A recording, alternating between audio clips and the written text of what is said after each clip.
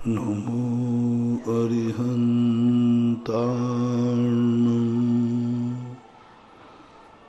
नमो सिद्धार्णम् नमो आयर्यार्णम् नमो वज्रायार्णम् नमो लोये शाहूर्णम्। पंच परमेष्टि भगवान की जय। आचार्य श्री गुरुवर कुंद कुंद महाराज की जय। आचार्य श्री गुरुवर विद्यासागर महाराज की जय। परम पूजनीय निर्यापक श्रमण मुनि श्री सुधा सागर जी महाराज की जय हो। परम पूज्य गौरव श्री गंभीर सागर जी महाराज की सभी जय। श्रोतागण एवं जिज्ञासु पूज्य सभी को नमोस्तु करें। नमोस्तु महाराज जी। क्षामी महाराज जी। जयेश जैन अजमेर से पूछते हैं, नमोस्तु महाराज जी, योग निरोध क्यों करते हैं जब पहले उन्हें केवल ज्ञान हो गया, जब उनका मन आदि सब समाप्त हो गया, फिर योग निरोध क्यों किया जाता है और योग निरोध क्या है? एक मोक्ष मार्ग की नेचुरल प्रक्रिया है। अब तुम कहो कि कहीं शिखर जी जाने के लिए रास्ते में स्टेशन क्यों पड़ते हैं, वो तो हैं। योग निरोध एक मोक्ष जाने की प्रक्रिया है। वो तो मन से रहित होकर के उनको कोई विकल्प नहीं है।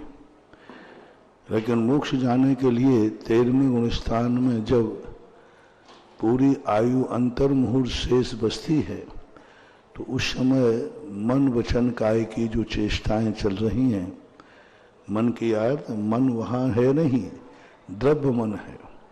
9 कर्म करना है, क्योंकि केवली 9 कर्माहार करते हैं। 9 कर्माहार का अर्थ 24 घंटे शरीर जो वर्णा है, अपने शरीर में भी वर्णाएं आती हैं, तो चारों तरफ से शरीर के लिए 9 कर्म वर्णाएं होती हैं। उन 9 कर्म वर्णाओं का आना भी बिना आत्मा के परिस्पंदन के नहीं आ सकता। तो उपचार से वहाँ पर द्रव्य मनोयोग होने से योग माना गया है। तो इस प्रकार से वचन योग भी ऐसे ही द्रव्य कर्म वर्णाएं हैं, द्रव्य शुद्ध वर्णाएं ग्रहण करते हैं, इसलिए वचन योग है। वो बोलते नहीं हैं, तालु रंध आदि उनके कुछ भी नहीं निकलते।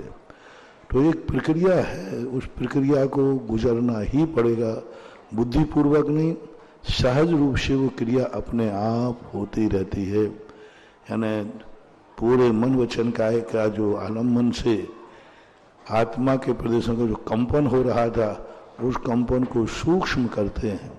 सूक्ष्म क्रिया प्रतिपाती ध्यान कहते हैं। अब समोषण छोड़ के क्यों चले गए? तो समोषण तो पुण्य प्रकृति थी और उस पुण्य प्रकृति को उन्होंने एकदम पुण्य प्रकृति की उदीर्ण रुकी, इतने समय की स्थिति थी, इसलिए वह नेचुरल कहना चाहिए, एक नियोगी क्रिया कहना चाहिए। उस क्रिया से जितने मोक्ष जाते हैं सभी को योग निरोध करना ही पड़ता है।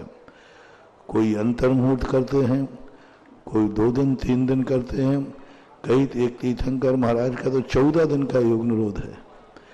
14 दिन का योग निरोध है। आज चले गए, 14 दिन तक वो योग निरोध की स्थिति बनती रही। तो ऐसा प्रक्रिया मानना चाहिए। ब्रह्मचारिणी खुशबू जैन पिपरई से पूछती हैं, नमोस्तु महाराज जी, चक्रवर्ती 6 खंड का विजय करने के बाद विश्वाचल पर्वत पर अपना नाम लिखता है, परंतु हरिवंश पुराण जी में पढ़ा कि दिग्विजय के बीच में ही उसने विश्वाचल पर्वत पर नाम लिख दिया। उसके बाद मिलेच्छ खंड की ओर विजय प्राप्त करने हेतु प्रस्थान किया, तब तक विजय पूरी नहीं हुई। फिर हम कैसे कहें कि पूरे 6 खंड का विजय करने के पश्चात ही वह अपना नाम विश्वाचल पर्वत पर लिखता है? बहुत सारे सिस्टम होते हैं। जैसे यहाँ 14 रत्नों की उत्पत्ति होना,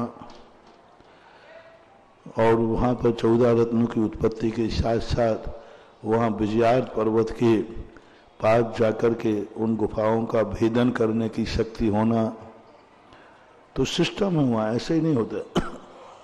अर्धचक्री के लिए नहीं कहा हुआ। अर्ध चक्रवर्ती प्रशस्ति लिखता है ऐसा कहीं आगम में उल्लेख नहीं आया। चक्रवर्ती लिखता वहां पर उसको फाइट करना पड़ता है, वहां का एक नियोगी सिस्टम है।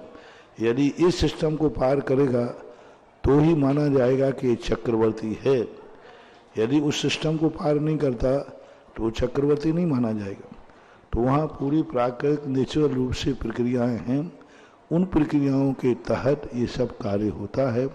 अर्धचक्री की प्रशस्ति नहीं होती है, चक्रवर्ती की ही होती है। पर ये नियोग है कि 3 विजय करने के बाद वो जिस सिस्टम में प्रवेश करता है नियम से वो 6 खंड को जीतेगा, इस अपेक्षा से किया गया।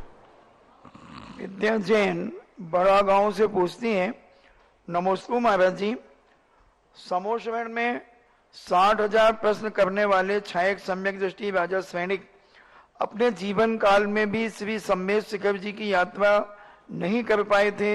यह मात्र जनपद सत्य है या आगम प्रमाण है? जनपद, आगम में कहीं उल्लेख नहीं आया। नरक आयु के बंध के बाद सम्मेश शिखर की वंदना नहीं कर सकता है, ऐसा कोई उल्लेख नहीं। जो व्यक्ति साक्षात तीर्थंकर के समोषण में जा सकता है तो सम्मेश शिखर जाने में क्या बाधा है? सम्मेश शिखर में तो वहां छिन्न नहीं है जब साक्षात तीर्थंकर समोषण में बैठा है। नहीं, ऐसा कोई आगम भी नहीं, सिद्धांत भी नहीं, तर्क भी नहीं। ये धारणा जो है ये धारणा समीचीन नहीं है। श्रीमती माधवी जैन दमोह से पूछती है, नमोस्तु महाराज जी, आकिंचन धर्म के दिन बताया था कि हमें अपने माँ बाप की सेवा नहीं करनी चाहिए परंतु उनका कर्ज चुकाना चाहिए। पर कई पुत्र ऐसे होते हैं कि वह कर्ज नहीं अपना फर्ज समझते हैं, क्योंकि कल उन्हें भी उस स्थान पर आना है, परंतु कई बच्चे रुकावट बनते हैं तथा हम अपना फर्ज व कर्ज कैसे चुकाएं? फर्ज में और तुम्हारी धारणा में अंतर है। आपने कहा कल मुझे भी उसी वृद्ध अवस्था में आना, ये तो स्वार्थ हो गया। वो हमारे पूज्य हैं, हमारे उपकारी हैं, इसलिए हमें उनकी सेवा करना चाहिए।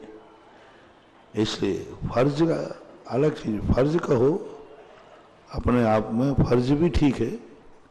कर्ज चुकाने वाली बात जो आती है, कर्ज वही कहलाता है। कर्ज का अर्थ कृत उपकारम न विस्मरन्ति साधवा, दूसरों के द्वारा किए हुए उपकार को जो नहीं भूलते हैं वही तो एक प्रकार का सज्जनता है।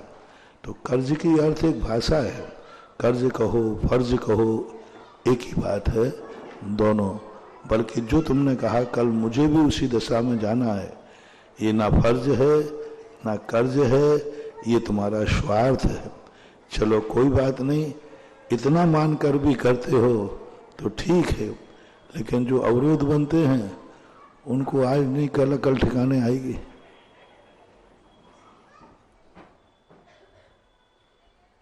अर्चना जैन विदिशा से पूछती हैं, नमोस्तु महाराज जी, कल्याण मंदिर स्तोत्र के सत्र में काव्य का अर्थ क्या है? कल्याण मंदिर स्तोत्र, चश्मा नहीं बाद में, चलो देखो आगे पूछो।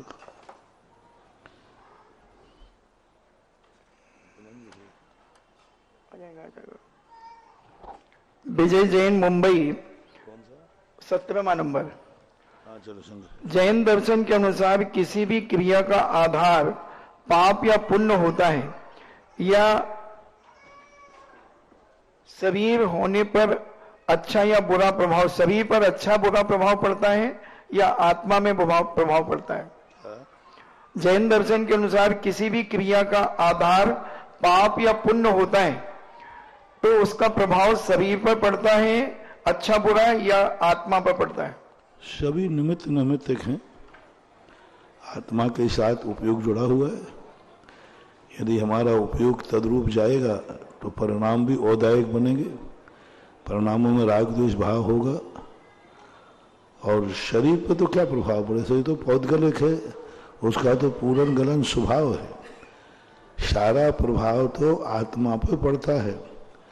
शरीर में से आत्मा निकल जाने के बाद ये जलता है, सड़ता है, गलता रहता है, उसको क्या प्रभाव पड़ने वाला। पुद्गल तो नेचुरल रूप से पूर्ण गलन स्वभाव वाला है। सारे पुण्य पाप के कर्मों के उदय का प्रभाव तो अपने परिणामों पे पड़ता है, आर्य ध्यान कराता है ऐसा।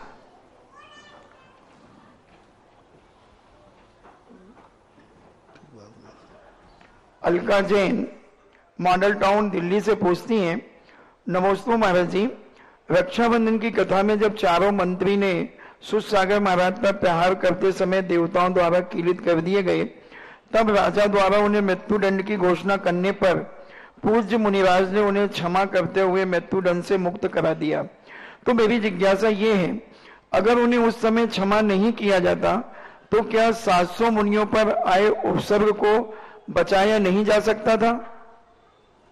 बचाया जा सकता था, लेकिन मालूम नहीं था कि ये दुष्ट बाद में भी 700 करेंगे। अपन तो दुष्ट को इसलिए सोच देते हैं कि शायद अब दुष्ट अपनी नसीहत लेकर इतना बड़ा चमत्कार हो गया, देवताओं ने कीलित कर दिया राजा ने, तो अब वो अपने आप में सुधर जाएगा, अच्छा समझ जाएगा। अभी मालूम थोड़ी था कि हस्तिनापुर में जाकर के पुनः ऐसा मालूम होता तो राजा देश निकाला क्यों, सीधा जेल में डाल देता, आजीवन कारावास देके बंदी बना लेता। अब ये सब घटनाएं अनहोनी हैं। भविष्य में क्या होना है, साधु वर्तमान में अपना स्वभाव देखता है कि हमारे सामने किसी की हत्या हो, हमारे निमित्त से किसी की मृत्यु हो, साधु इस बात को लेकर के करुणावान रहता है, बचाने का प्रयास करता है। फिर भी वो मौका यदि ऐसा निश्चित होता कि ऐसा हो सकता है फिर से, तो फिर कदम दूसरा उठाया जाता। वेदचंद जैन पत्रकार पेंड्रा रोड छत्तीसगढ़ से पूछते हैं, नमोस्तु महाराज जी, आचार्य परमेष्टि उपाध्याय परमेष्टि के मूल गुण और साधु परमेष्टि के मूल गुण होते हैं, मगर आचार्य महाराज के 36, मुनि महाराज के 28, तो उपाध्याय परमेष्टि के 25 क्यों होते हैं? अब ये मूल गुणों की अपनी अपनी योग्यता है। यदि 36 ही रख दे तो तुम कहते दोनों के बराबर क्यों रखे? तो एक मापदंड है कि द्वादशांग का ज्ञाता होना चाहिए। जब स्वयं को ही ज्ञान नहीं, वो दूसरे को क्या पढ़ाएगा? तो ये 25 और ये 36 मूल गुण जो हैं, ये एक कार्य परख है। मूल गुण तो हमारे यहाँ 28 ही हैं। 36 और 25 तो ये एक प्रकार की व्यवस्था बनाई गई है कि भाई किसी कार्य करने के लिए यदि हम अधिकता नहीं दिखाएंगे तो फिर उनका प्रभाव कैसे होगा? फिर यही होगा कि सब बराबर हैं, ये आचार्य उपाध्याय क्यों हैं? तो कुछ ना कुछ हमें विशेषता दिखाना पड़ती है। जैसे आप लोगों के लिए IAS ऑफिसर है, IPS है, RS है। अब इनमें सब में योग्यता है कि भाई ये RS है, ये IPS है, ये IS है, तो कुछ ना कुछ तो अंतर होते ही है योग्यता में। वही योग्यता का यहाँ मूल्यांकन किया गया है। नविता जैन कोटा से पूछती हैं, नमोस्तु महाराज जी, कई आचार्यों ने इनको माना भी नहीं है। उन्हीं में पूज्यवर नेमिचंद महाराज ने द्रव्य संग्रह के अंतर्गत अलग ढंग से परिभाषा बना दी आचार्य उपाध्याय की। उन्होंने बना दी आचार्य की परिभाषा, दंसन चरित्र और ज्ञान से जो युक्त हैं, अप्पा परम च जुंजई सो आयर्य नमो तस्य जो नयन तयुक्तो निच्चाद। और फिर उन्होंने उपाध्याय की बना दी, जो नयन तयुक्तो निच्चा धम्मोपदेशनो निर्धा सो बुझायो अप्पा यदि वर्ष हो नमो तस्य। तो अब ये परिभाषाएं अपनी अपनी बना देते हैं युग। लेकिन 28 मूल गुण में किसी भी आचार्य का कोई कंप्रोमाइज नहीं है, ये एक्स्ट्रा डिक्टेंशन है। डॉक्टर वंदना जैन बड़ौद से पूछती हैं, नमोस्तु महाराज जी, आगम में यह लिखा है कि संक्लेश परिणामों से आयु कर्म के निषेध घट जाते हैं, तो गुरुवर यह प्रक्रिया कैसे घटित होती है और जिस प्रकार नकारात्मक भावों से आयु निषेध घटते हैं उसी प्रकार क्या सकारात्मक भावों से आयु निषेक बढ़ भी सकते हैं? नहीं, आयु के निषेक जो हैं बंद के समय ही बढ़ सकते हैं।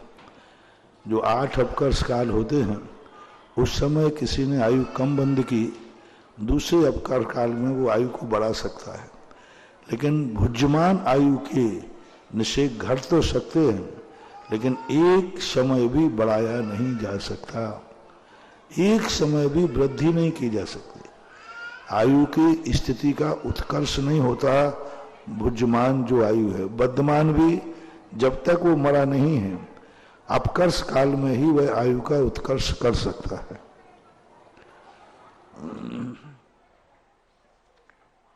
सुरेंद्र जैन इंदौर से पूछते हैं, बरसात के पानी को टांके में इकट्ठा कर सकने के बाद उपयोग करने पर उसको छाने बिना खाना बनाने एवं पीने में उपयोग किया जा सकता है? कौन सा? छाने बिना टांके का पानी? नहीं नहीं नहीं, छानना तो पड़ेगा। गरिमा जैन हैदराबाद से पूछती हैं, नमस्ते महाराज जी, मनु, कुलकर और प्रजापति क्या एक ही पद के हैं या इनके विभिन्न नाम हैं? यदि हाँ तो दक्ष प्रजापति का उल्लेख जैन आगम में क्यों नहीं है? कुलकर, मनु और प्रजापति क्या एक ही पद के विभिन्न नाम हैं?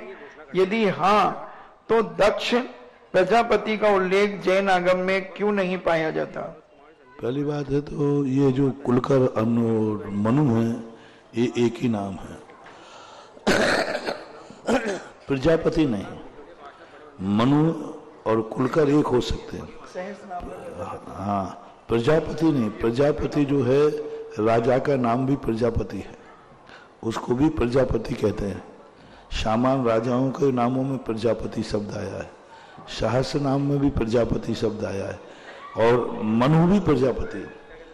मनु जो है कुलकर प्रजापति हो सकते हैं, लेकिन प्रजापति कुलकर हो ये कोई नियम नहीं है। लेकिन मनु और कुलकर जो है एक ही रूप में माने जाते हैं और ऐसा नाम मिलता भी है। अब रखिए दक्ष प्रजापति, ये तो उपाधि है, अच्छे प्रजापति दक्ष है, कोई नया पद नहीं है ये दक्ष प्रजापति। श्रेया जैन पृथ्वीपुर से पूछती हैं, नमोस्तु महाराज जी, द्रव्यानि योग, चरणानि योग, कर्णानि योग, इन तीनों में क्या अंतर है? बहुत अंतर है। प्रथमान योग वो है जो हमें जिस कार्य को जानने जाना है, हमसे पहले किसी ने ये कार्य किया है तो हमें उसकी पूरा बायोडेटा, उसकी पूरा चिंतन करने से हमें बहुत सहयोग मिलता है। आप लोग भी सोचते हैं कि भाई जो पहले इस मार्ग पर गया है तो उससे पूछते भाई क्या क्या अनुभूति हैं आपकी। और कर्णान योग, चरणान योग जो है अलग अलग। कर्णान योग उस कर्म की व्यवस्था को, 3 लोक की व्यवस्थाओं को बताता है। चरणान योग हमें चलना सिखाता है। द्रव्यान योग हमारी उस शक्ति को प्रकट करता है। कल तेरा कल बड़ा भाई वहीं गिराया था, वो तो नहीं रो रहा है, छोकरा कहेंगे। कल देख वहीं गिरा था ना, बोले हाँ गिरा तो था, पर वो तो नहीं रोया था, तो वो चुप हो जाते। हाँ बात तो सही है कि कल वो भी गिरा था, वो तो नहीं रोया। ये तरीका ये है प्रथमान योग। दूसरा कहता है, दूसरा अनुयोग कहता है प्रथमम करणम, मां में गिर गया, जैसा करेगा वैसा भरेगा, ऐसे ही होगा तेरा, जैसा करेगा वैसे ही भरेगा। उद्दंड है ना, उद्दंडता करेगा तो ऐसे ही टूटेंगे। थोड़ा रौब बढ़ गया। तीसरी माँ कहती है देख के क्यों नहीं चलाता, चरणानुयोग। तीसरी माँ प्रथमम करणम चरणम, तू देख के क्यों नहीं चलता है। पहले में तो कहा था कि घाटी है, ऐसी है, वैसा है, जैसा करेगा वैसा भरेगा, ये दुनिया का नेचर है। तीसरे में कह दिया तू देख के क्यों नहीं चला, बिना देखे चलेगा तो ऐसे ही होगा, इसका नाम चरणान योग है। चौथी माँ कहती है क्यों चिल्ला रहा है, घोड़ा कूदा है घोड़ा, तू तो राजा बेटा है, घोड़ा कूदा घोड़ा। बच्चे माँ से कहते हैं, गिर जाता है ना, अरे घोड़ा कूद गया घोड़ा कूद गया। तो द्रव्यान योग माँ कहती है अरे घोड़ा कूद गया, ये तो शरीर पुद्गल है, तू तो राजा बेटा है, तू तो गिर ही नहीं सकता, तुझे चोट लग नहीं सकती, जो कुछ चोट लगी है ये सब पुद्गल के हैं। तो इस माँ के जो 4 भेद होते हैं उन्हीं माँ के नेचर में प्रथमम करणम चरणम द्रव्यम नमः लगा लेना चाहिए। चलिएगा, जिज्ञासा समाधान के लाइव सेशन में आप सभी का स्वागत है। आप सभी को दीपावली की हार्दिक शुभकामनाएं। आज भगवान महावीर का 2549वां निर्वाण महोत्सव पूर्ण होने के बाद 2550वां वर्ष आज प्रारंभ हुआ है और 2550वां वर्ष आगरा नगर के लिए बहुत अद्भुत था। जिन लोगों ने लाइव देखा होगा आज का कार्यक्रम, आज संपूर्ण मानो आगरा नगर उमड़ पड़ा था यहाँ के इस पंडाल में। ये पंडाल छोटा पड़ गया था और यहाँ पर लाडू चढ़ाने की पूज्य गुरुदेव के मंगल सानिध्य में होड़ सी मच गई थी। और साथ ही एक बहुत ही मुख्य घटना जो यहाँ पर अंतरराष्ट्रीय तीर्थ की घोषणा की गई है और उसके अंतर्गत अलग अलग जिनाले बन रहे हैं। एक विशाल जिनाले एक ही परिवार ने पूर्व में ही घोषित कर दिया था और उसके चारों तरफ 24 जिनाले, जिसमें भूत भविष्य वर्तमान की 24 के जिनाले हैं, लगभग 17-18 परिवार कर चुके थे। अभी 4-6 परिवार उसमें बाकी हैं। लेकिन एक बहुत बड़ी योजना जो अभी बाकी थी वो थी नंदीश्वर द्वीप की योजना। और नंदीश्वर द्वीप भी पूज्य गुरुदेव के जो दिमाग में था वो कोई छोटा मोटा ऐसे हॉल के अंदर नहीं, जीवंत नंदीश्वर द्वीप जिसमें बाकायदा हम 7 समुंदर पार करते हुए जैसे जाते हैं वहां पहुंचे और नंदीश्वर द्वीप के 52 जिनालों के अलग अलग स्थान पर दर्शन करें। गुप्त जी हाँ, गुप्त लगना, हाँ गुप्त लगना, हाँ और वो ना हो गया बस। हाँ, बिल्कुल। तो आज बड़ी प्रसन्नता है कि आज नंदीश्वर द्वीप जिनाले का भी आज यहाँ पर एक पुण्यार्जक प्राप्त हो गया। तो जरा तालियों के साथ आप आगे बात को बढ़ाएंगे हम। और इसी के साथ यहाँ पर और भी घोषणाएं की गई हैं और एक घोषणा है सहस्त्रकूट जिनाले। और जिस सहस्त्रकूट जिनाले में जहां सबसे ऊपर विशाल प्रतिमाएं होंगी, मध्य में 40 प्रतिमाएं अलग बनाई जाएंगी और इसके बाद 1008 प्रतिमाएं अलग बनाई गई हैं। और बड़ी प्रसन्नता है, आज जैसे ही हमने घोषणा करी उनमें 1008 प्रतिमाओं के लिए तो तमाम नाम शुरू हो गए हैं, 5-5 कलश की राशि के। और हम उनसे अनुरोध कर रहे हैं, सब नाम भेज रहे हैं, बाकायदा एक फॉर्म छप रहा है, उस फॉर्म में अपना नाम, पता आदि लिखकर आप हमें दें। हम जरूर यहाँ पर इस कार्यक्रम में घोषित करते रहेंगे। काफी सारे लोगों के आज सुबह भी नाम थे और अभी भी नाम आ रहे हैं जो भी इच्छुक हैं। अभी तक जो कीर्ति स्तंभ बने आगरा का उन जैसा मत मानना जी महाराज, यहाँ का कुछ इटर्नल ताजमहल का ही रहेगा। कीर्ति स्तंभ भी ऐसा बनेगा कि जिस कीर्ति स्तंभ की एक अलग व्यवस्था रहती है। अभी उसका एक निर्धारित मापदंड इसलिए नहीं कह पा रहा हूँ कि इंजीनियर से परामर्श करना है। तो एक बहुत अलौकिक, मैं तो सोचता हूँ कि यहाँ सब कुछ मार्बल की बने, बढ़िया बात है, वाह। लेकिन फिर भी घोषणाएं जब होती हैं पर बहुत एक अलौकिक चीज बनेगी। जैसे अभी तक बनते आए वे मैं समझना होता एक मूर्ति, यहाँ कुछ नया रूप होगा और वो रूप 11 मंजिल के और ऊपर की मंजिल का भी एक अलग दृश्य बनने की स्थिति में है। तो वो अलग ही रूप होगा ऐसा। और अभी तो ये तैयारी चल रही है, 11 मंजिलों के 11 नाम भी आने वाले हैं। वाह। इसलिए मेरा मन यही है कि ये फुटकर ही रहे, नहीं तो मध्यम वर्ग वाले कहेंगे महाराज जी फिर हमारा तो मामला गड़ेगा, फिर और कोई टोके या नहीं टोके। लेकिन मंच संचालक है ना, ये तो कहेगा महाराज जी आप तो बड़े बड़े आदमियों के सोचते, हमारे जैसे लोगों के लिए उस क्षेत्र पे कुछ बचेगा या नहीं। तो ऐसे लोगों के लिए भी भावना यही है कि वो फुटकर हो जाए, लेकिन कोई आएगा तो मैं मना भी नहीं करेंगे, नहीं कर पाते हैं। क्योंकि अभी तो महाराज जी बहुत धीरे धीरे बता रहे थे, प्रातः धीरे धीरे पिटारा खोल रहे हैं। बहुत सारी जो आपके मन में बातें हैं जनहित के लिए, उसका भी सारी बातें हैं, शिक्षा के लिए उसके लिए भी सारी बातें हैं।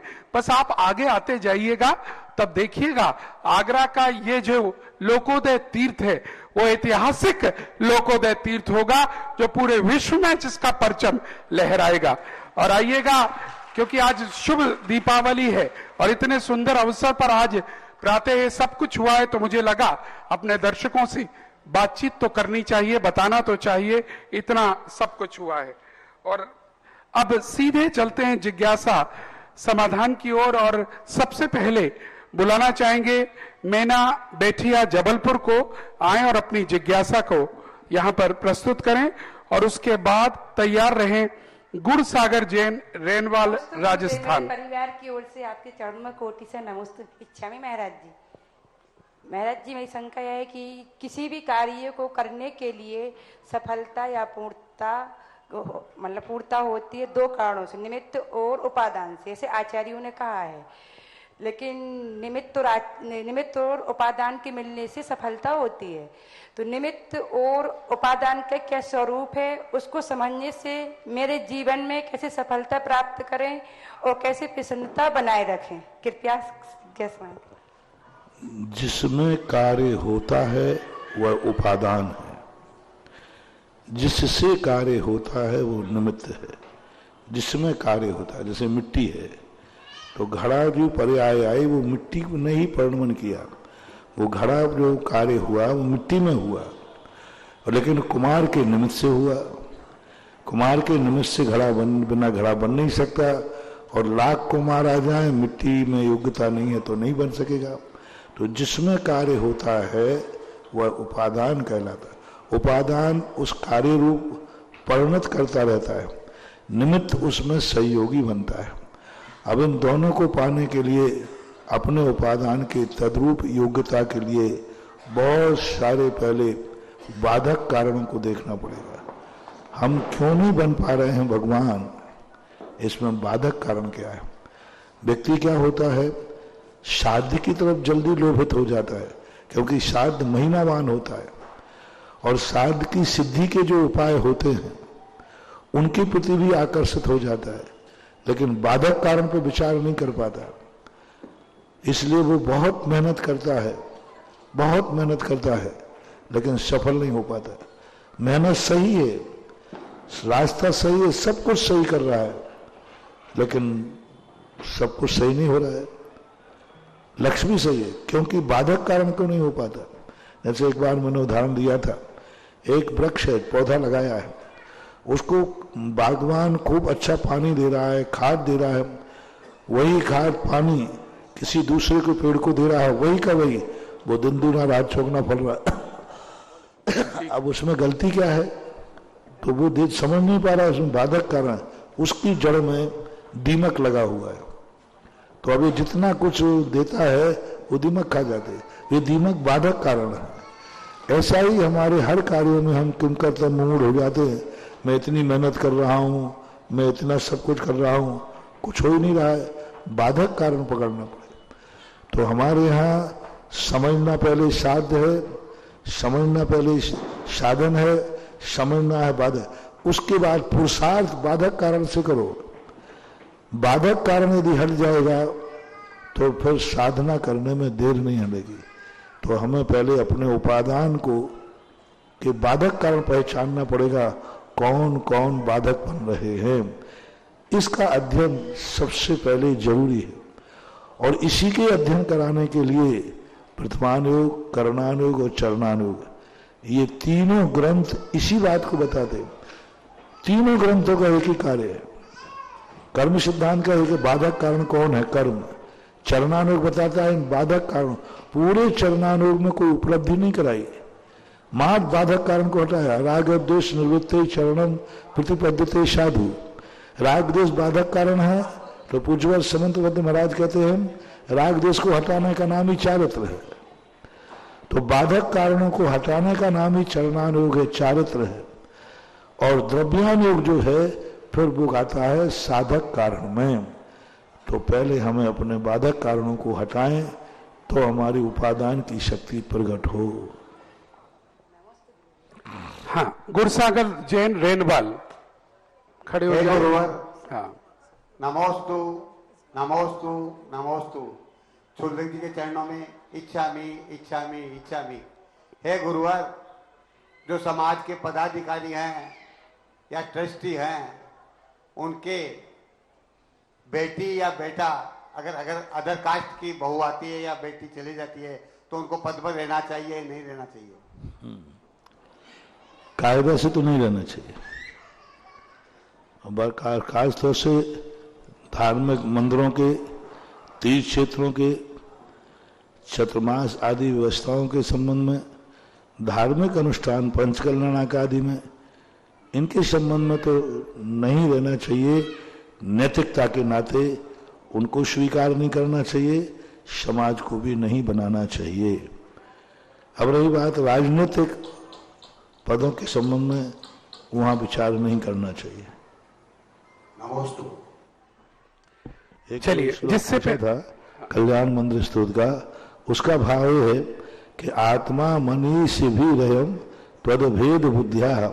आत्मा मनुष्यों के द्वारा, त्वद यानी आपकी अभेद बुद्धि के द्वारा, ध्यातो जिनेन्द्र, हे जिनेन्द्र भगवान, भवती ये भवता प्रभावा पानीयमप्य मरत मिति अनुचिंत माना। वहाँ ये कहना चाह रहे हैं कि यदि आपका नाम का चिंतन किया जाए तो पानी भी अमृत हो जाता है, फिर यदि आपके नाम का जाप किया जाए तो विष भी अपने विकार भाव को छोड़ देता है। ऐसा बात। अगला नाम श्रीमती इंदु जैन शामली, तैयार रहें। और इस बीच में एक सूचना है जो हम देना चाहेंगे।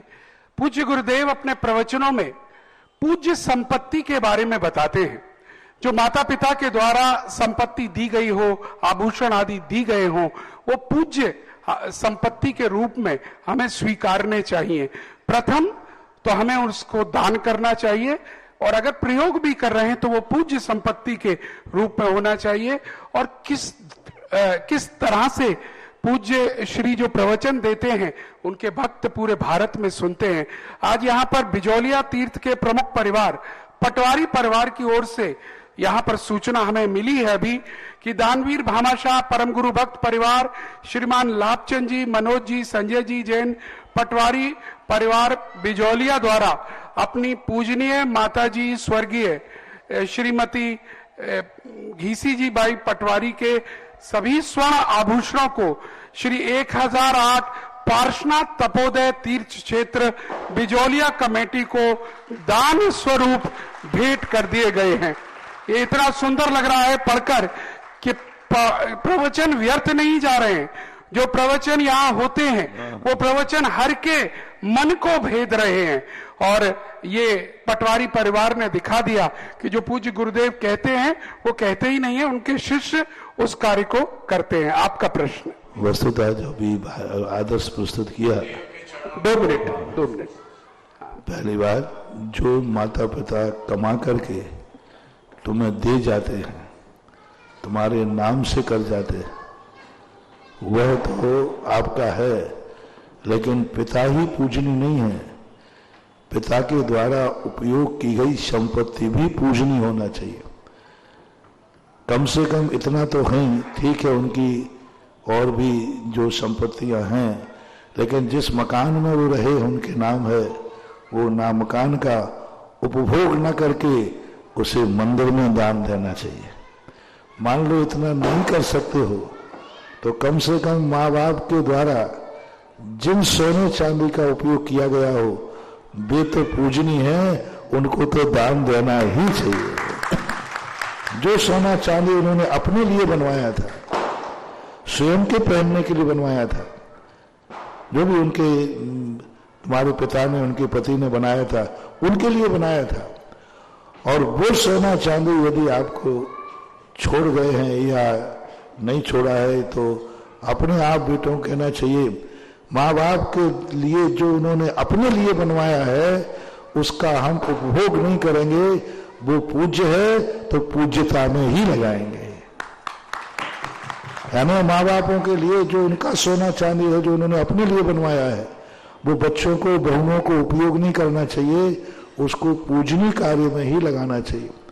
और वही आदर्श लाभचंद पटवारी बहुत बड़े तपोदय तीर्थ क्षेत्र के अध्यक्ष हैं, और जिन्होंने 27 फुट ऊंची पद्मासन गर्भालय सहित पूरा शिखर मंदिर बनाया है, अभी चतुर्मास के समय संकल्प किया। बहुत अच्छे सदा पीढ़ी दर पीढ़ी से ये दानी रहे हैं और एक उस एरिया में इनकी एक उदारता, दान वीरता सभी जानते हैं।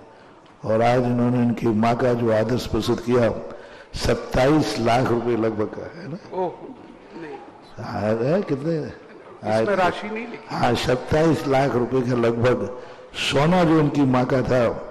माँ का देहांत मेरे सामने हुआ था जब मेरा भरसाई हुआ था कोरोना टाइम में। तो बहुत अच्छा, सारे भारत के लिए आदर्श है। 3 भेद कर दिए।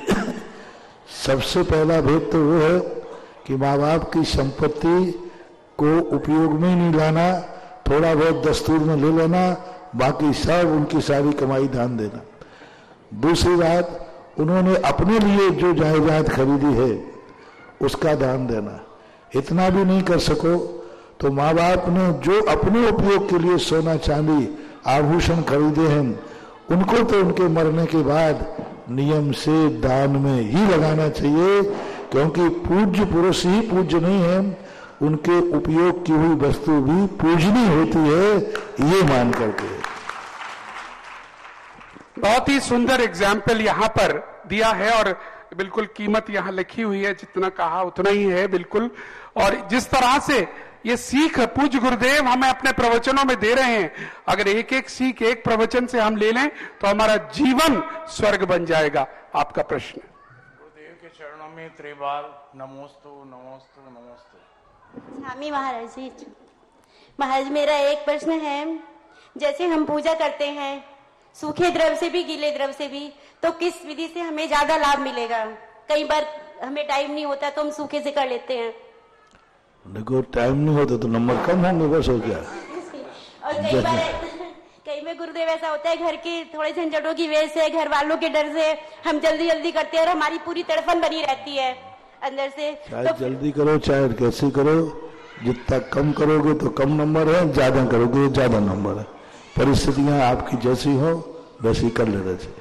नमोस्तु गुरुदेव, नमोस्तु गुरुदेव, नमोस्तु। अतिशय जैन कोटा। और ये नंबरिंग का जो फॉर्मूला महाराज जी ने बता रखा है, वाकई अपने आप अपने को नंबर हम दे सकते हैं और खुद ही पता चल जाएगा हमने कितना सही किया और कितना गलत किया। और आगरा के जितने बच्चे हैं, यदि अपने मम्मी पापा का सोना दे देना तो लोगों को पीछे सोने का बन जाएगा। क्या बात है। तुम्हारी कमाई नहीं चाहिए, जो माँ बाप ने अपने लिए आभूषण बनाए हैं उन पर से नियत हटाकर और दान दे दे तो। नमस्ते गुरुदेव, इच्छा में गुरुदेव।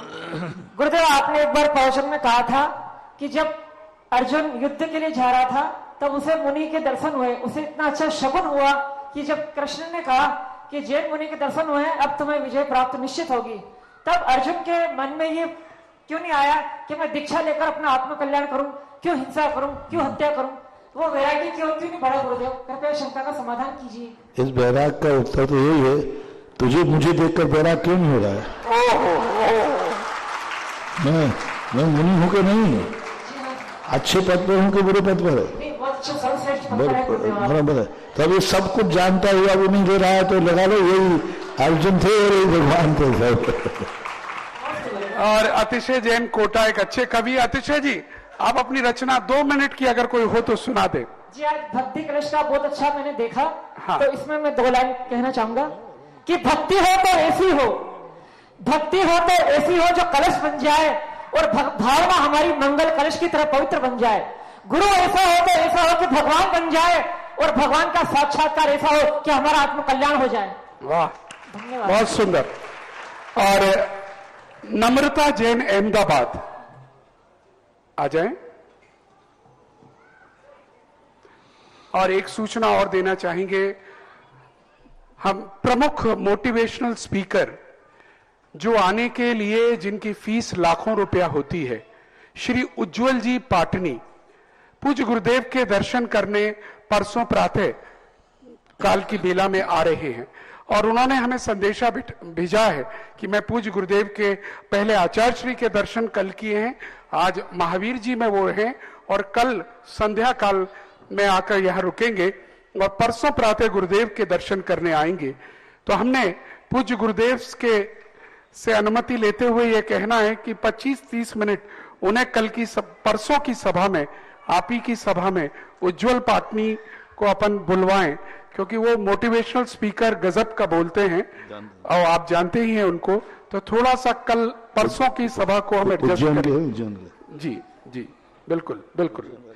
तो परसों आप लोग अगर उज्जवल पाटनी को देखना और सुनना चाहते हैं, क्योंकि मोटिवेशनल स्पीकर एक मोटिवेशनल गुरु के पास आ रहा है, ये दृश्य ही अपने आप में अद्भुत होगा। जो पूरे देश विदेश में जाता है, बड़े बड़े कॉर्पोरेट घरानों में जाता है, वो मोटिवेशनल गुरु के चरणों में समर्पण करने जा रहा है। वही दृश्य परसों आप देखिएगा प्रातः 8 बजे। और आपका प्रश्न। नमोस्तु महाराज जी, नमोस्तु महाराज जी, नमोस्तु महाराज। इच्छा में महाराज जी, इच्छा में महाराज जी, इच्छा महाराज जी। मेरा अपने जिज्ञासा यह है कि मेरे माता पिता 7 रत्माधारी है, उनकी मैं पूरे अच्छी तरह से मैं उनको रखती हूँ, उनका भोजन वगैरह करवाती हूँ और उनका स्वाध्याय वगैरह भी अच्छे से होता है, सब कुछ होता है। तो इसमें मुझे कितना पुण्य मिलेगा? और मैं उसके आगे अपने कुछ कर नहीं पाती होंगी कि बच्चा भी छोटा है और हमारे पापा जी है तो वो है ना रात को 2 बजे कभी कभी मंदिर जाते हैं, तो वो मंदिर में जाके कभी अपने वहां पे सामायिक करते हैं, कभी भक्तांबर पढ़ते हैं, कुछ भी करते हैं। तो क्या वो उनके लिए उचित है या कैसा क्या है? तो उसका 7 पुष्पा किनकी हैं? पापा जी की और मम्मी जी की, दोनों की। बहुत अच्छा है, तुम सेवा करो। अपनों की सेवा, अपनों को रोटी गिन के नहीं खिलाई जाती, गिन के रोटी खाई जाती होटल में और होटल वाला खिलाता है। कितना पुण्य लगेगा ये अपन को नहीं सोचना। अपना कार्य है कि उनके व्रत अच्छी तरह पल जाए और उनके व्रतों में अपना तुम्हारा सहयोग करें। तो कितना फितना मत करो, अच्छे से करोगे तो एक दिन तुम भी व्रत लेने लायक हो जाओगे। हमारे यहाँ सेवा का एक ही फल है, बंदे तद्गुण लब्धे। और तैयार आ जाएं कमल किशोर जैन आगरा, और उसके बाद माइक उधर माता जी के पास पहुंचा दें। नमोस्तु गुरुदेव, नमोस्तु नमोस्तु नमोस्तु। चुल्लक जी के चरणों में बारंबार इच्छामी इच्छामी इच्छामी। गुरुदेव, आज अपना जैन समाज निरंतर अल्पसंख्यक होता जा रहा है। एक समय जब मैं शिखर जी की वंदना करने गया, वहां अजितनाथ भगवान की टोंक पर इतने अरब मुनियों ने उस टोंक से आदिनाथ काल से लेकर अजितनाथ भगवान के काल तक जितने मुनियों ने वहां से मोक्ष प्राप्त किया है, आज उतनी जनसंख्या पूरे विश्व में है। लेकिन फिर भी हमारा देश में हमारा जैन धर्म, जो इस भारत भूमि का स्थिर धर्म था, वो आज कम होता जा रहा है। मैं पूजा करता हूं तो मेरे भाव में आता है कि हमारी पूजा जन्म जरा मृत्यु विनाशनाय से शुरुआत होती है। कहीं इसका कारण तो नहीं कि हमारे देश में जैनों की संख्या कम होती जा रही है? संख्या का समाधान गुरुदेव। पहली बात, वो संख्या जो है करोड़ों सागरों पर्यंत की है। ऋषभ देव से अजितनाथ भगवान के बीच का 50 करोड़ सागर वर्ष का अंतराल है, उसके बीच की संख्या। दूसरी बात है, आपकी शादी हो गई कि ब्रह्मचारी हो? कितने बच्चे हैं? 2 बच्चे हो गए। क्यों आगे क्यों नहीं हुए?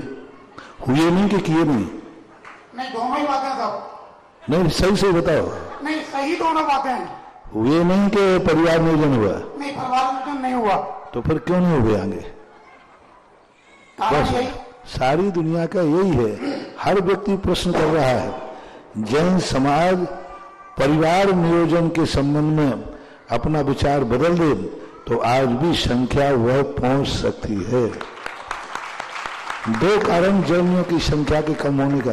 एक तो सबसे बड़ा कारण है, भारत में सबसे ज्यादा परिवार नियोजन जैनियों के हैं परसेंटेज में, क्योंकि ये पढ़ी लिखी समाज है। सबसे ज्यादा परिवार नियोजन है।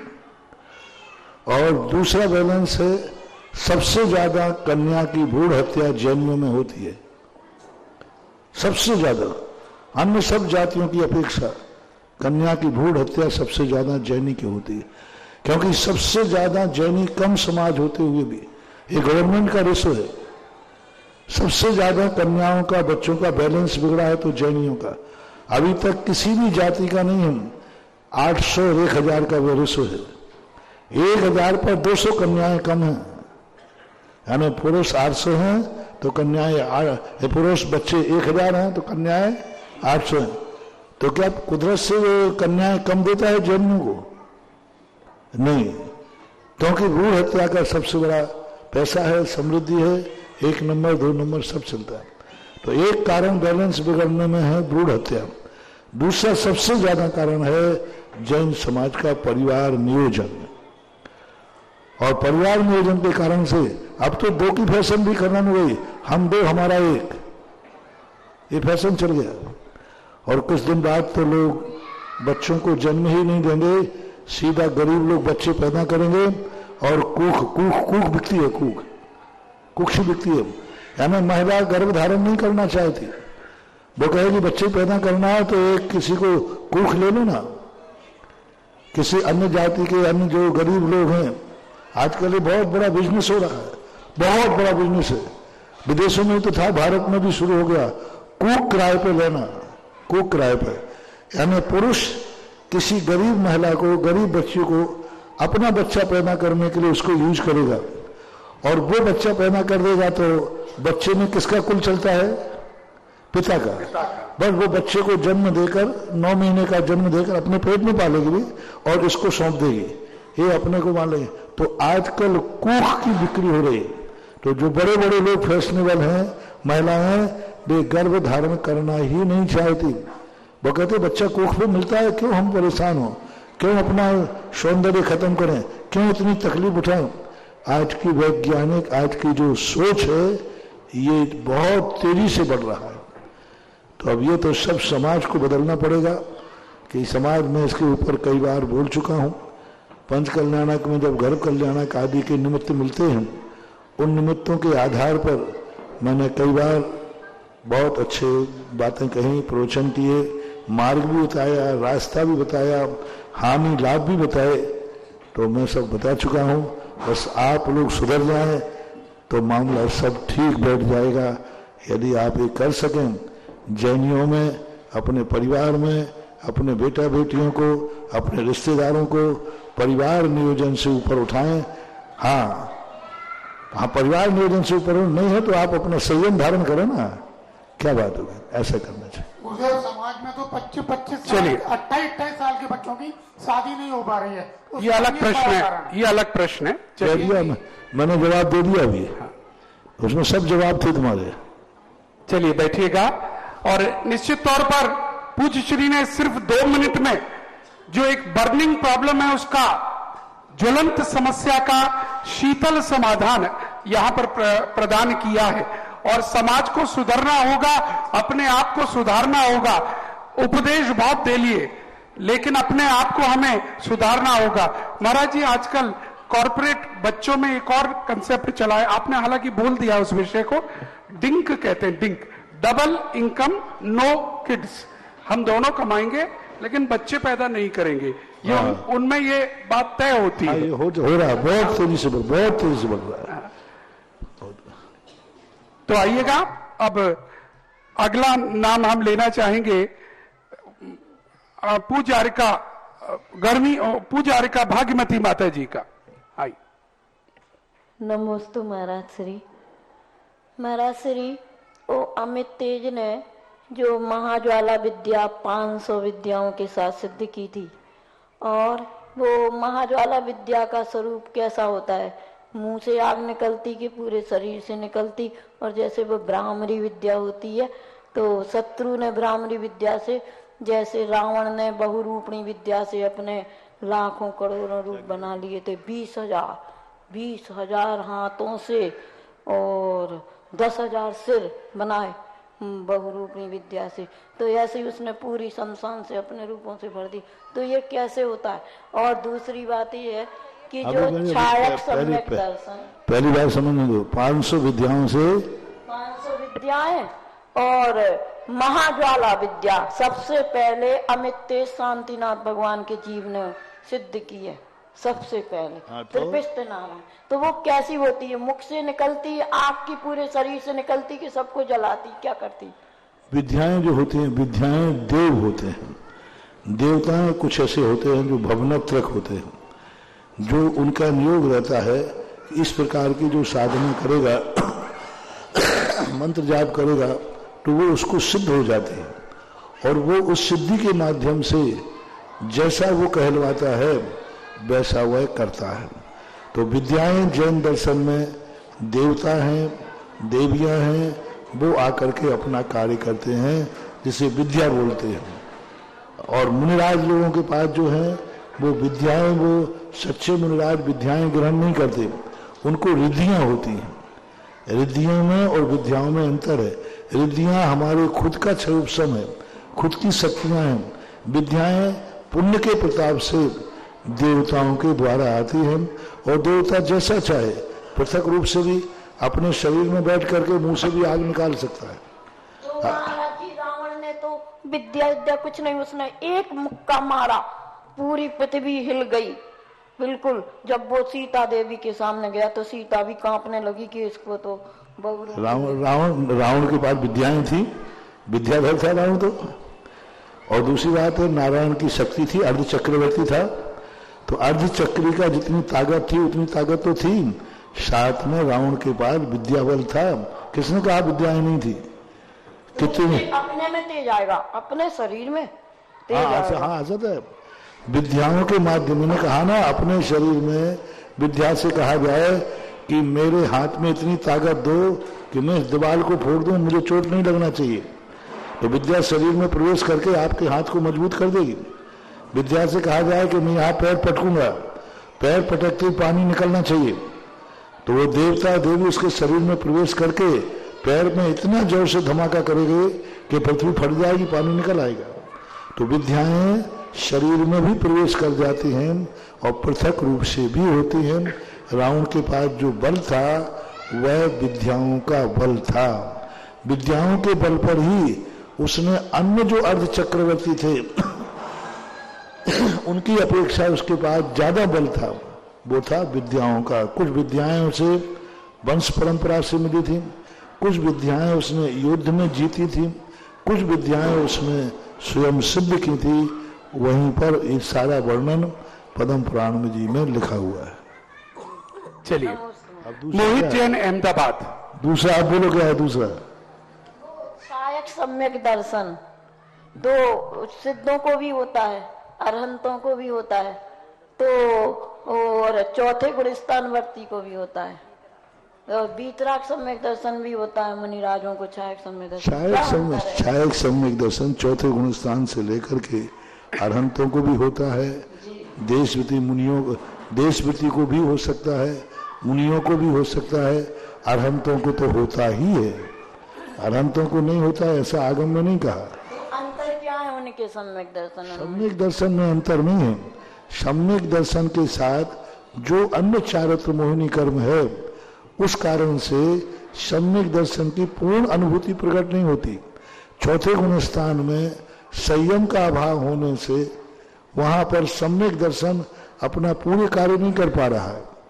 पूर्ण रूप से जो सम्यक दर्शन, निकांक्षित अंग की निर्दोषता नहीं पल पा रही है, निर्विचिकित्सा अंग की निर्दोषता नहीं पल पा रही है। सम्यक दर्शन में बाधा नहीं है, लेकिन जिस क्वालिटी का निकांक्षित अंग मुनि महाराज का है उस क्वालिटी का चौथे गुणस्थानवर्ती का नहीं है। दोनों बराबर हैं। असंख्यात प्रकार का सम्यक दर्शन मानना पड़ेगा। है ये असंख्यात प्रकार। सम्यक दर्शन में अंतर नहीं है, पास तो वो भी है, लेकिन चौथे गुणस्थानवर्ती 33 नंबर में पास है, मुनिराज 66 नंबर में पास है, और अरहंत भगवान जो है वे 100 नंबर में पास है। तो इस प्रकार के नंबरों में अंतर है। निर्दोष सम्यक दर्शन कोई सदोष नहीं है। दूसरी बात है, बीतराग सम्यक दर्शन अलग चीज है और छायक सम्यक दर्शन अलग चीज है। बीतराग सम्यक दर्शन जो है 11वें 12वें गुणस्थान में प्रकट होता है, छायक नीचे भी हो जाता है। सबको कहता महाराज जी पहले सम्यक दर्शन करना चाहिए, उसके बारे में ज्ञान करना चाहिए, फिर चारित्र धारण करना चाहिए। ये तुमने क्या किया?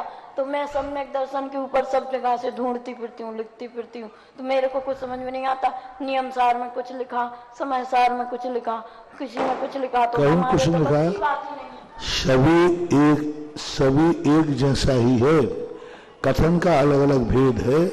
कथन का प्रसंग जब आ जाता है तो उस प्रसंग के अनुसार कथन की भाषा बदल जाती है।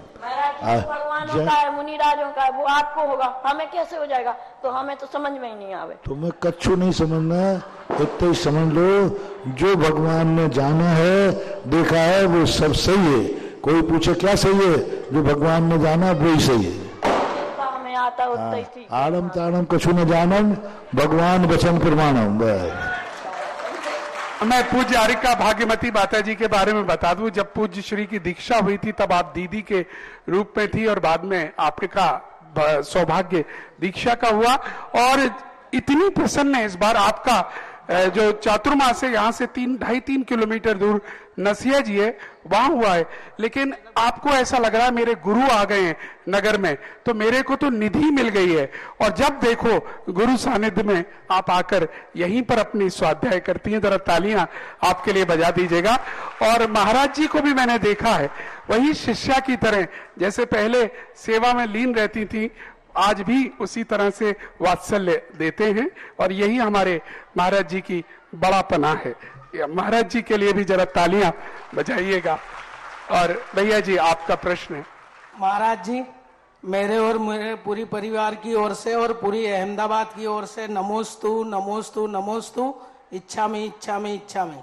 महाराज जी, मेरा प्रश्न ये है कि हमारे मंदिर में कुछ साल पहले पंच कल्याणक हुआ था, तो जो पुरानी वेदी थी उसकी जगह नई वेदी बना दी है। मूल नायक जो पहले थे उसकी जगह अभी नए मूल नायक विराजमान किए, वो उनसे साइज में बड़े हैं। तो अभी रोज क्या अभिषेक मूल नायक पे 2 बूंद करते, तो कई लोग बोलते हैं जो पुरानी श्री जी थी उसी को मूल नायक मानते हैं। तो इसमें महाराज जी नए जो विराजमान किए हैं उनको समझ गया मैं। आप वहाँ के कौन है? अध्यक्ष, मंत्री, कोषाध्यक्ष? नहीं, मैं डेली अभिषेक पूजन। तो जब इसमें कमेटी आकर के बात करेगी तो मैं इसका जवाब दूंगा, क्योंकि परिस्थितियां होती हैं। कौन सी स्थितियां हैं? हमारे द्वारा कुछ भी बोलने पर आपके समाज में 2 भेद हो सकती है, क्योंकि मेरे बोलने के बाद फिर लोगों में कट्टरता आ जाती है। महाराज ने कह दिया तो कह दिया, तो हमें बहुत सावधानी से बोलना पड़ता है भाई, नहीं तो वहां जाकर गड़बड़ हो जाए।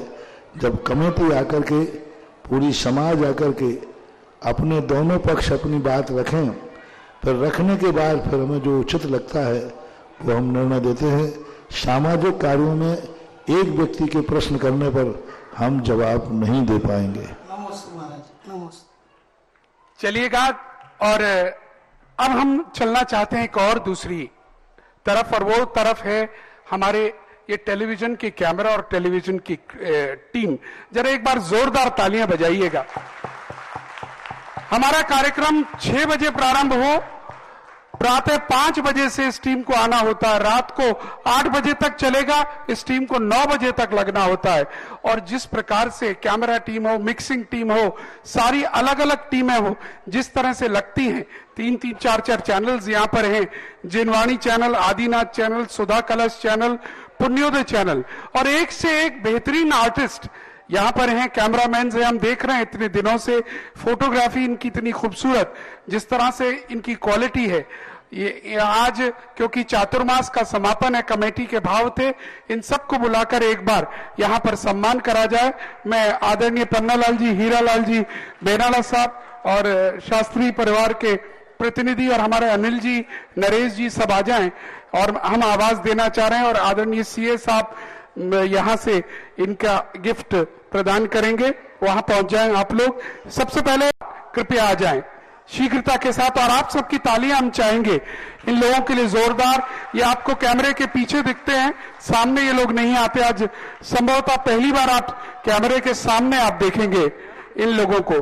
कृष्णा शर्मा, हाँ, इसके बाद आ जाए किशन,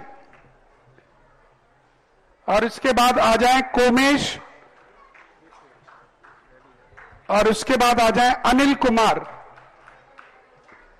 और जरा एक बार पूरी जिनवाणी चैनल की टीम के लिए जोरदार तालियां।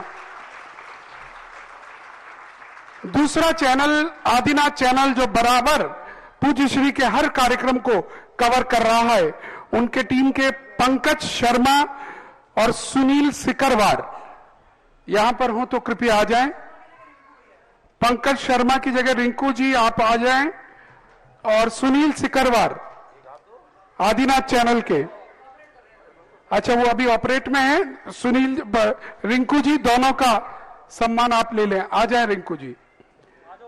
हाँ दोनों बाद में ले लेंगे, वो ऑपरेशन में इस समय।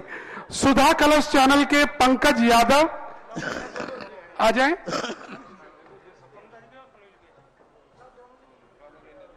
और सचिन और विपुल यहीं से दे दें क्योंकि वो लोग अपनी अभी भी मिक्सिंग में हैं।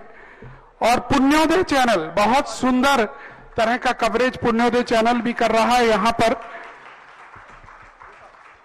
हर्ष कुमार आ जाएं, पुण्योदय से हर्ष कुमार।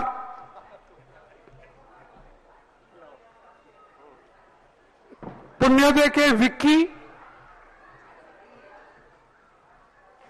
आ जाएं। बहुत बढ़िया फोटोग्राफी विक्की आपकी रहती है, बहुत अच्छी मेहनत पूरी टीम करती है। मनोज कुमार पुण्योदय टीम के शीघ्रता से आ जाएं। हाँ ये क्या, रोहित पुण्योदय से,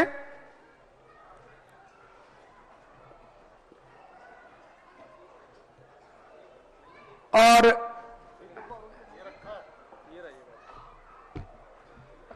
नरेश जी सबको आने दीजिए आगे, इनको सब बुलाइए।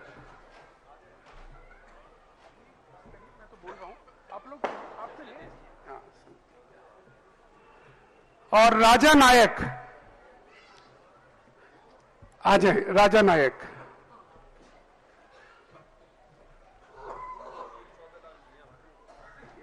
ठीक है, चलिएगा आज आरती का समय है। कौन सौभाग्यशाली होगा जो आज आरती यहां मंच पर करने का सौभाग्य मिलेगा। मात्र 11,111 रुपया, 11,111 रुपया मुख्य मंच पर आरती करने का सौभाग्य आपके परिवार के साथ आपको मिलेगा। शीघ्रता से अपने भाव बनाएं, उधर से इधर से जहां से भी भाव हो रहे हैं। 11,000 एक व्यक्ति आ चुके हैं, आइएगा, राजस्थान से आए हुए हैं। और दूसरा भाव आ चुका है 21,000 रुपए की राशि का दूसरी आरती, यानी दूसरी का मतलब है मुख्य आरती हो गई 21,000 की, और दूसरी आरती कोटा वालों इनकी हो गई। और तीसरी आरती का भी भाव आ चुका है 11,000 में। नाम ले लीजिएगा, एक दो लोग जाकर और मुझे दे दीजिएगा। 3 आरती आ चुकी हैं, चौथी का भी किसी का भाव हो तो हो सकता है दीपावली मनाइएगा पूज्य गुरुदेव की आरती करके। शीघ्रता के साथ आरती का सौभाग्य अगर लेना है तो आप ले सकते हैं। मात्र 11,000 रुपए की एक और आरती आपको मिल सकती है। 11,000 की एक और आरती अभी उपलब्ध है, अगर लेना चाहें तो आप कृपया लें। भैया आरती पहुंचाइएगा। प्रथम आरती बेनाड़ा परिवार को, श्री पीएल बेनाड़ा जी को दीजिएगा, बेनाड़ा परिवार को दीजिएगा। और दूसरी आरती हमारे भाई साहब राजस्थान से जो हैं उनको दीजिएगा। गुण सागर जी जैन रेनवाल राजस्थान, दूसरी आरती उनको दीजिएगा। और तीसरी आरती वो पीछे आ चुके हैं। और बेनाड़ा परिवार से अनुरोध है कृपया मंच पर आ जाएं, सारा बेनाड़ा परिवार। तीसरी आरती वो भाई साहब आ रहे हैं, नाम दे दीजिए मुझे शीघ्रता से। यही बुला लिया करिए, इतनी देर में तो हम बोल देंगे।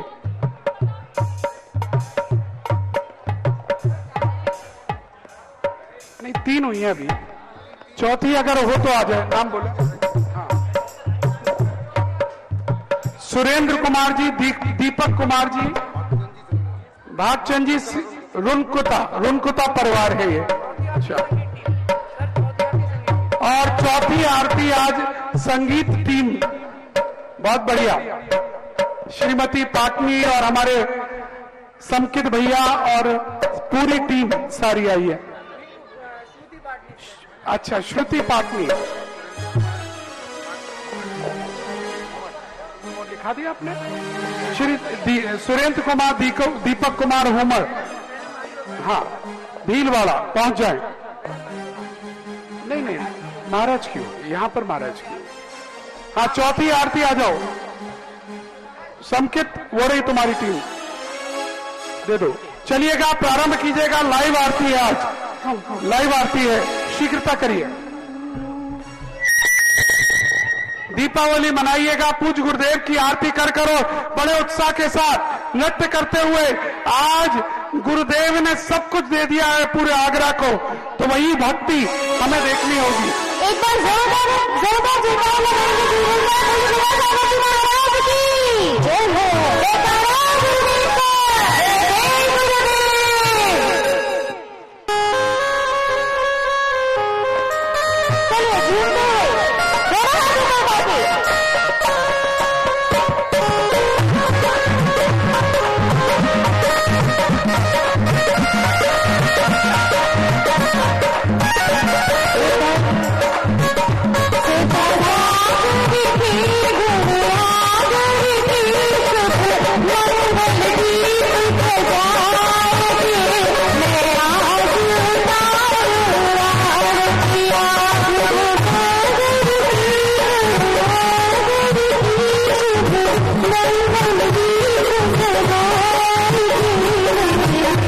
Oh,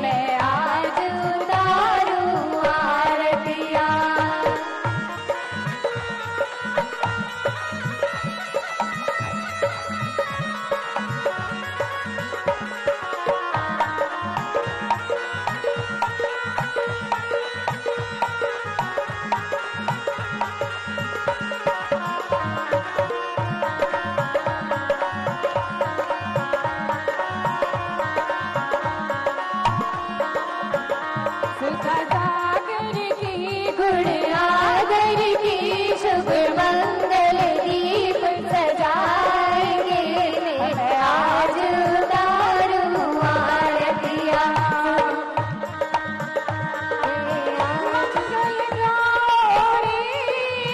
घर घर दीप जलाओ मंगल गौरी घर घर दीप जलाओ